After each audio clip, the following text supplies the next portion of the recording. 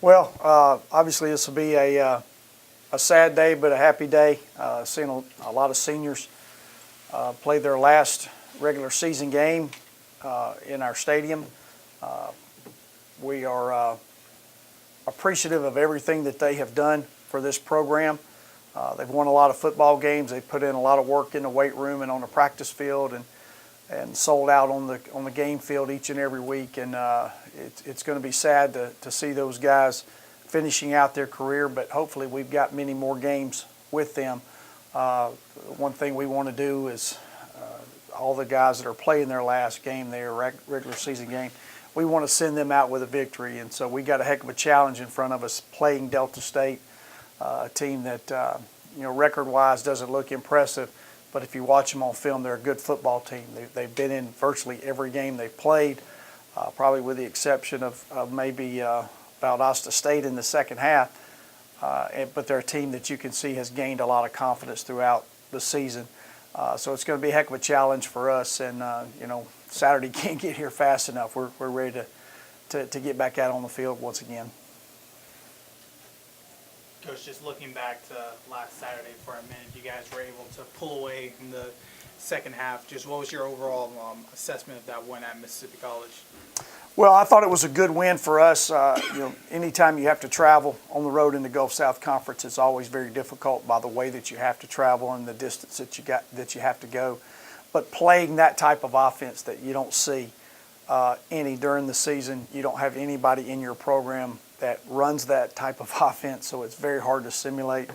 But I was really pleased with the way our defense adjusted to the speed of how fast that offense goes, and was able to make the proper adjustments. We started tackling better and started limiting them down in the second half. And I thought about midway through the second quarter, all the way through the second half, I thought our defense played an outstanding football game and held a very good offense to their season low as far as yardage was concerned and rushing was concerned. What do you see on film with the Delta State defense? Oh, well, they're a very athletic group. They've got outstanding secondary, very opportunistic. They seem to somehow or another get a lot of tip balls, and they're always around those tip balls and picking them off out of the air. Up front, they're very good pass rushers. They have a great blitz package that they free up their linebackers. They got good speed at linebackers, can run things down from sideline to sideline. And you just, they're always going to have 7 or 8 guys around the box. And from a schematic standpoint, you don't ever know who's coming on their rush. The 3 down guys are coming, but then they've got 4 or 5 other guys that are around the box that could come as well. So you got to be sharp in your protections and who you're going to pick up on your blitzes. But when they don't come, they do a great job of dropping back into coverage. And really, with the exception of only one game, they haven't given up a lot of big plays. They're very methodical in what they do. They come up, they tackle very well, and they force you to be very good in your drives and driving the ball down the field. They haven't given up a lot of points throughout the season, with the exception of one game. So they're a very, very good defense. It's going to be a heck of a challenge for us from an offensive standpoint, especially with the number of guys that we've got out currently right now on our offensive side of the ball. Offensively, Delta State has a true freshman quarterback who seems to be, coming along nicely throughout the season. Had a big day at against Shorter this past Saturday. Just kind of describe his progression and that progression of the offense as a whole. Well, anytime you play a freshman, you're going to get some good with some bad. And early on, you could see he was very unsure about some things that he was doing. He had some guys that were open, but he would tuck and run, probably just from a confidence standpoint of not pulling the trigger and letting the ball go. They weren't able to really establish their run, so it put a lot of pressure on him as a freshman to make things happen. But as the season has gone on, they've gotten better with their rush, and I think a lot of that has to do with how well he is playing at quarterback now. He's able to distribute the ball down the field. He's able to make some big plays, make some big throws, make some yardage with his legs. And throughout the season, just watching him, you can see him gaining confidence and getting better and better and better. And the decision-making process that he goes through now is much quicker. I think the game has slowed down for him, and he's making some very good plays. So I think with that and the confidence that he has, it's built the confidence around with the offense and it's carried over. Early on in the season, they were having a lot of 3 and outs, and they're putting their defense back out on the field a good bit. They're not doing that now, and their defense is playing much more rested, and conversely, they're playing very, very well. Coach, you mentioned injuries. You had a couple of kids last week that really stepped up. First time they had extended action or extra plays. Talk about those guys and the job they've done for you and what you need Saturday. Well, we had our top 2 receivers, our Z receivers, out in the game, and Donnie Lee got his first really extended experience on the field and made some big plays. Had a big 3rd down catch over the middle on a dig route. Tevin Isom got his first start, made some big catches for us. Also did very well at blocking on the perimeter.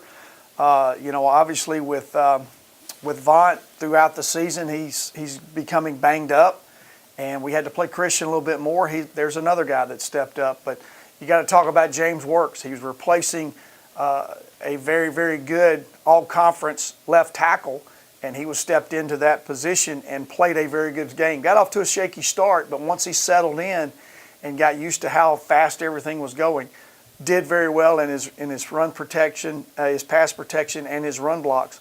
So we had a lot of guys on the offensive side step up, and we're going to have that once again this week because all those guys are not going to be back. We're not going to have them, and they're not going to be ready to play in this game. Going to special teams, Omar named the conference special teams player of the week for a second straight week. He booted that 50-yarder this past Saturday. Just kind of talk about his progression and stepping up big for you guys over these last few weeks. Well, I can't say enough about Omar and what he has done in his progression. He's a freshman too. He's a redshirt freshman, getting his first opportunities to kick. We started him about the 3rd game being our solo kickoff man, and you can just see every week he's putting the ball in the end zone, and that's a great weapon for us. We're having people start on the 25-yard line every time, and that's a huge weapon for us to be able to do that. But not only that, he's putting the ball where we need him to be. But then he also goes in and he hits those extra points in the field goals, and that 50-yard field goal was huge. And you could tell the confidence that he had because later in the game, we had an opportunity to go to a 51-yard field goal. And I contemplated it for a long time, but I wanted to play field position and pin them down. And fortunately for us, we got a great kick by Christian Ramirez, and Josh Johnson tagged it down at the 2-yard line, and we ended up getting a safety out of it. So we did get 2 points, but he was ready to go in for that 51-yard field goal. And I think earlier in the season, he may have been, do I want to kick it or do I not? He was begging to go in there and kick that, and that tells you how much he's grown and how much confidence that he has now, and everybody around him. Coach, you had a pretty good crowd against West Alabama, and we've got Community Day coming up, a lot of things happening on UWGsports.com. Talk a little bit about that. Well, obviously anytime you have a crowd behind you, it's big. And in the last game that we had with West Alabama, the crowd propelled us to make big stops on defense. Our defense played well until that last drive, and they helped us throughout that game. Our guys deserve support. They're playing very well. They're a good group of guys when they leave this facility. You don't hear a lot about any noise that they're making outside of this facility, which is a positive thing. And we'd love to see a lot of people come watch the game. But it's like we talk about every week. If there's 500 people in the stands, we're going to play as hard for those 500 people because they came to watch us play. If there's 15,000 people in the stands, we're going to play just as hard because those 15,000 people came to play. We play for this community. We play for this university. We play for this athletic department.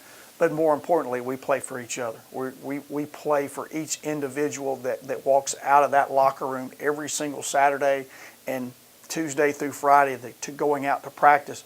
We play for those guys. So love to have a lot of people in the stands and the community. We can't make it from an athletic department standpoint. We can't make it from a football standpoint unless we have the community behind us and backing us, not only from a support standpoint, but from a financial support standpoint.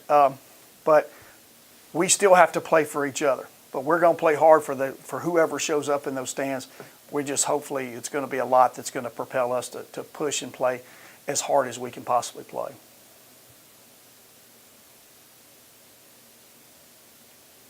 All right, thank you.